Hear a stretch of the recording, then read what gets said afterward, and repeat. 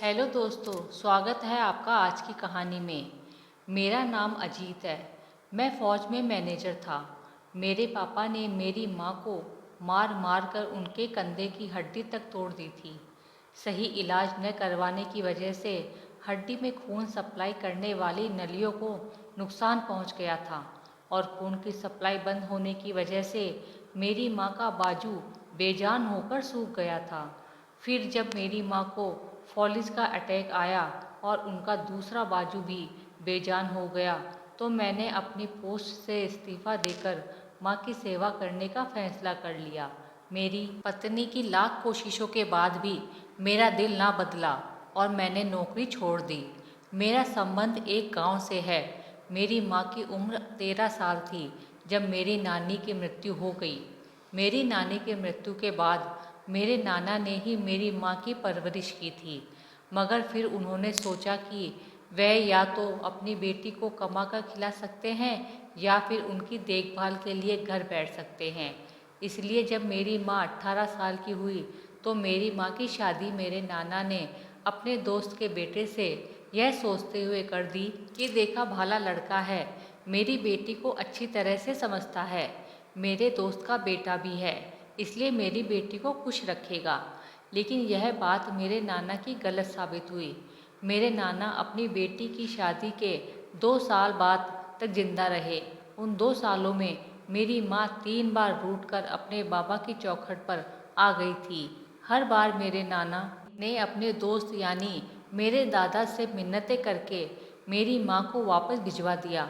उसके 2 साल बाद मेरे नाना की मृत्यु हो गई थी, तो मेरी माँ बिल्कुल लावारिस हो गई, तो मेरे दादा के घर वालों को खुली छूट मिल गई। अब मेरे पापा के साथ साथ मेरे दादा और दोनों बुआ भी मेरी माँ को पीटने का कोई मौका हाथ से नहीं जाने देते।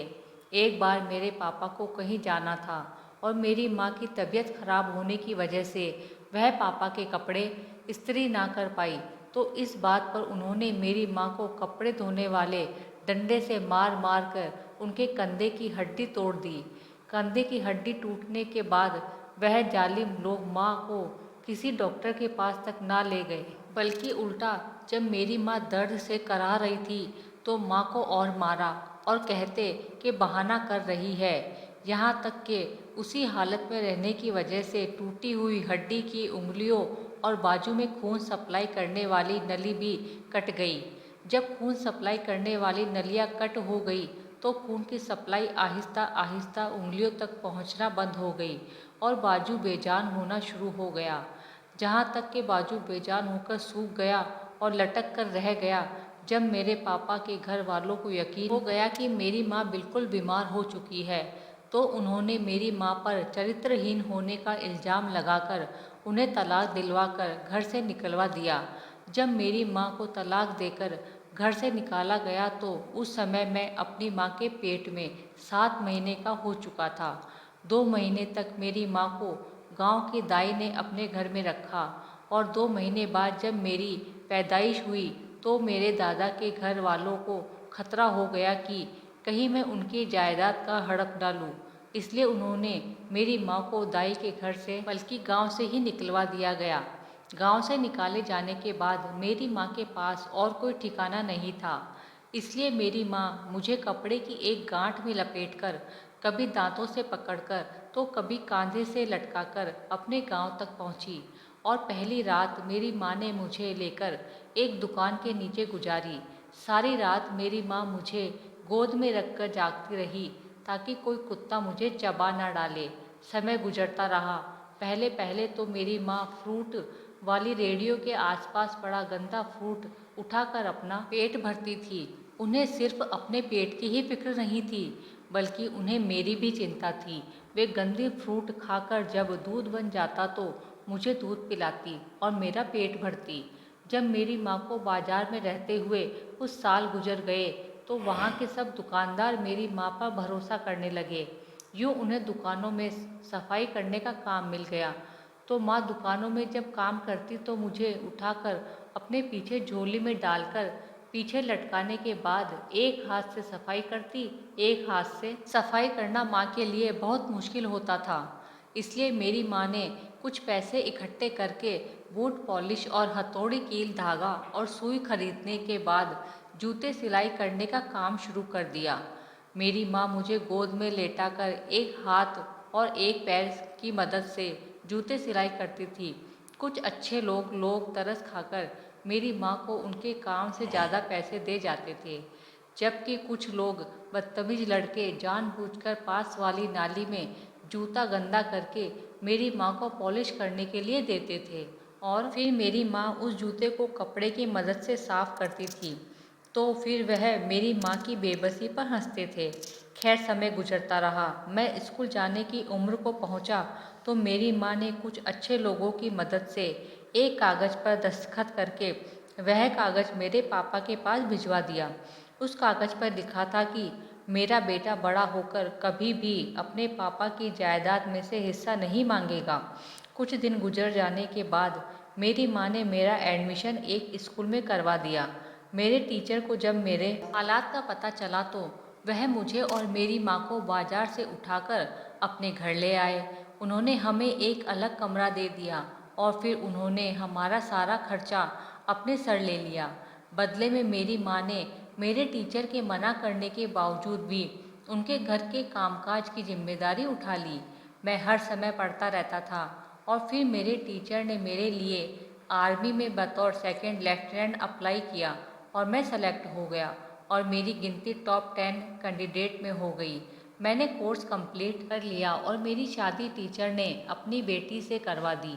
जब मैं बतौर कैप्टन इंटेलिजेंस के एक मिशन पर था तो हार्ट अटैक से मेरे टीचर यानी मेरे ससुर जी की मृत्यु हो गई, तो मैं उनके अंतिम संस्कार में शामिल ना हो सका और मिशन पूरा करने के बाद मैं पूरा हफ्ता पूरा दिन बैठकर उनके अंतिम संस्कार पर ना जाने की वजह से पछताता रहता था।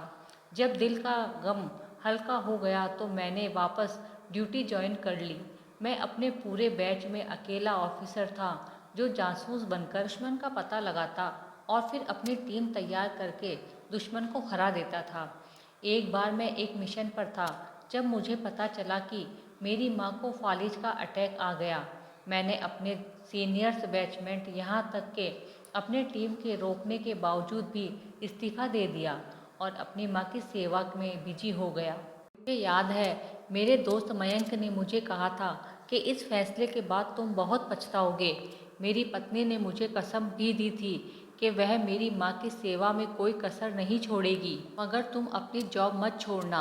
मगर मेरा दिल नहीं माना। मेरे दिल में कहीं ना कहीं ये बात आती रहती थी कि मेरी माँ जो कुछ मुझसे कह सकती है वह मेरी पत्नी से नहीं कह सकती। इसलिए मैंने इस्तीफ़ा दे दिया और खुद अपनी माँ की सेवा करने लगा। मेरी माँ जब तक जिंदा रही मैंने शायद ही कोई रात घर से बाहर गुजारी होगी। मैं 24 में से 18 घंटे माँ के साथ गुजारता था।